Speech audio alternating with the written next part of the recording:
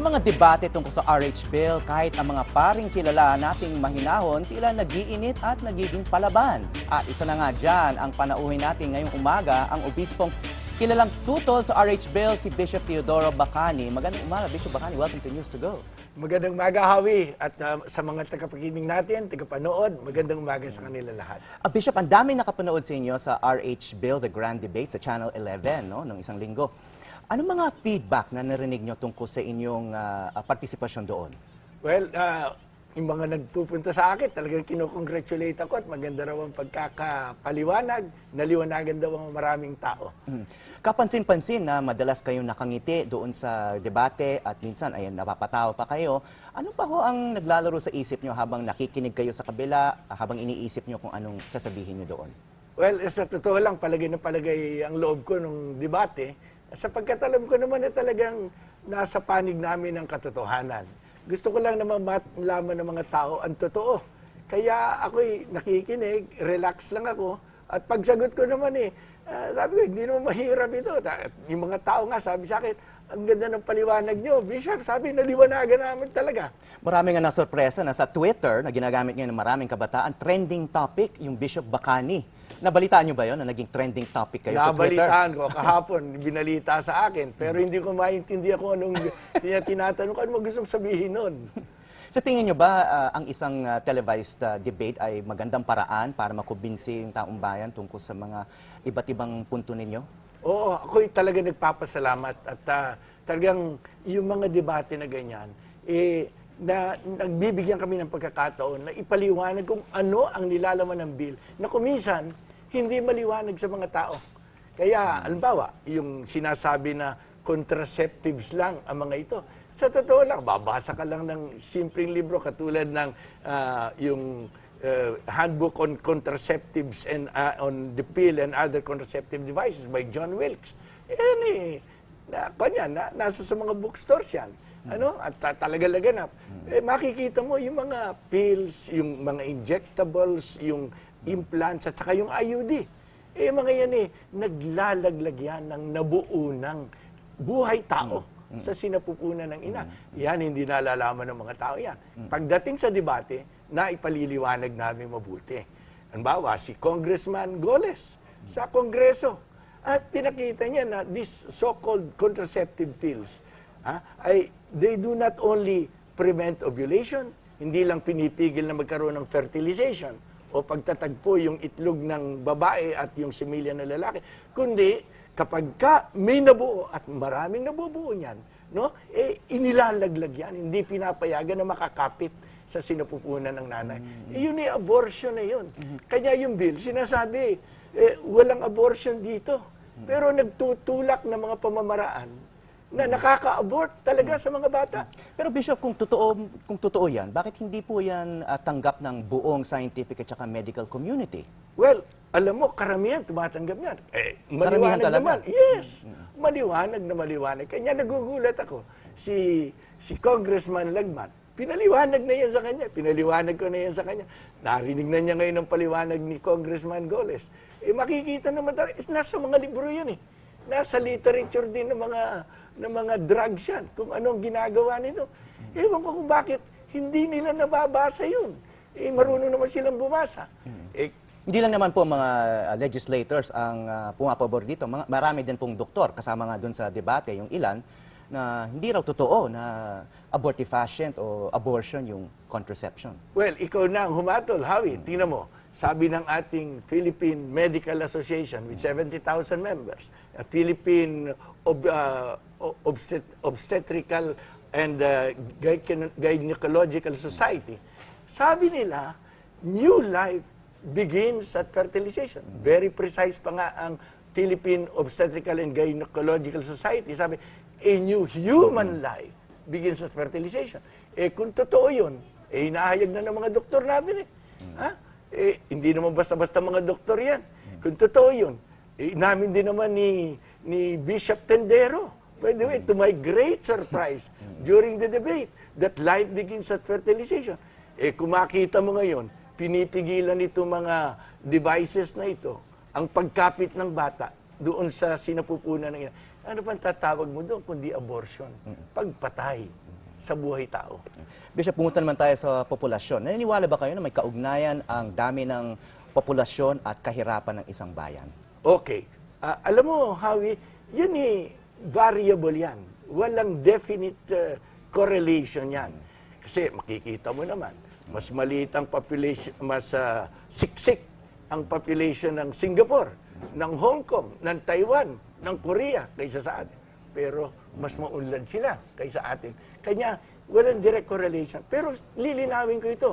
Yung bagay na yan, sa aming mga taga-simbahan, wala naman kaming fixed na position dyan.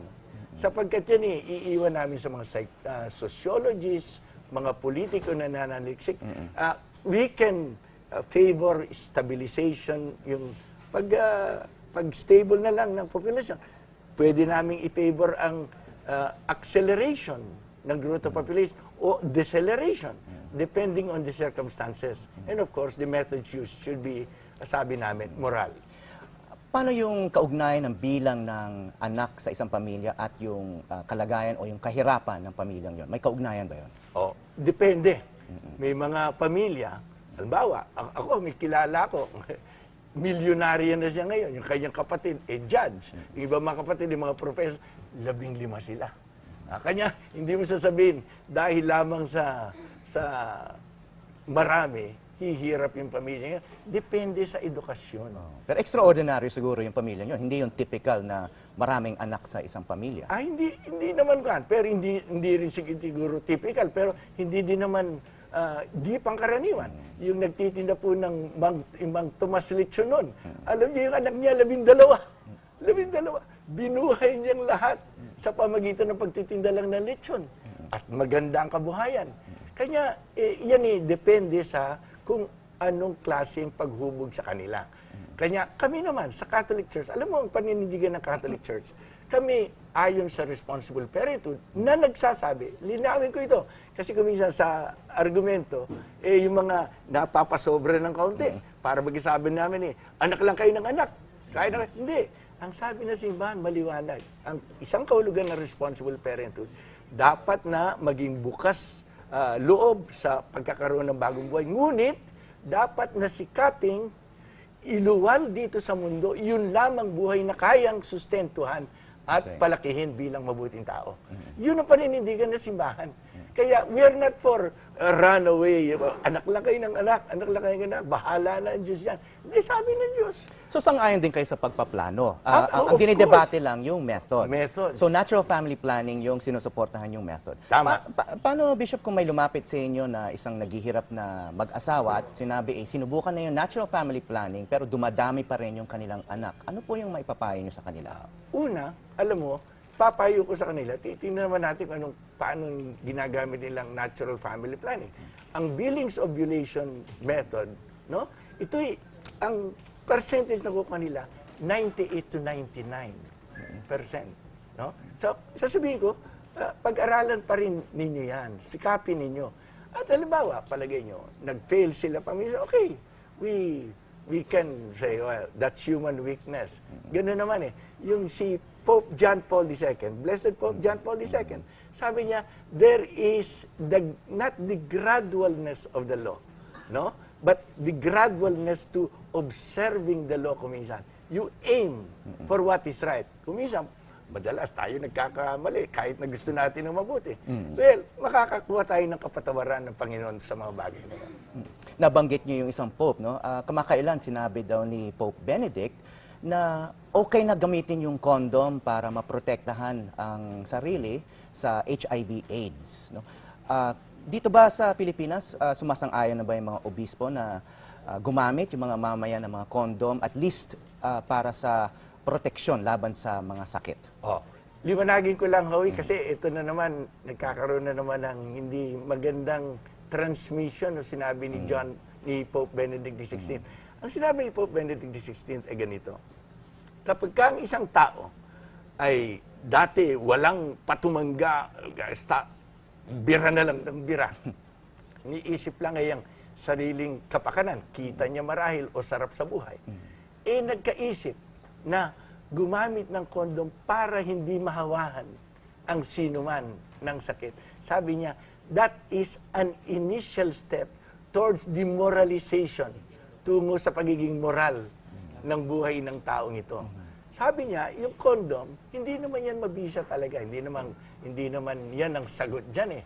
Sabi, pero kapag ka ang tao gumawa ng gano'n, ang tawag doon, principle of double effect. Okay, papayagan kang gumanyan, no? Less immoral yan, at improvement mo na yan, pero pagsikapin mo pa rin na magpunta ka doon sa abstinence and faithfulness. No? Kung nagkamali ka na naman, okay, stand up again kung nagkamali ka. Pero ang paggamit ng condom, hindi to prevent conception, but to prevent the transmission of sickness. Yung para hindi mahawahan ng iba ng sakit.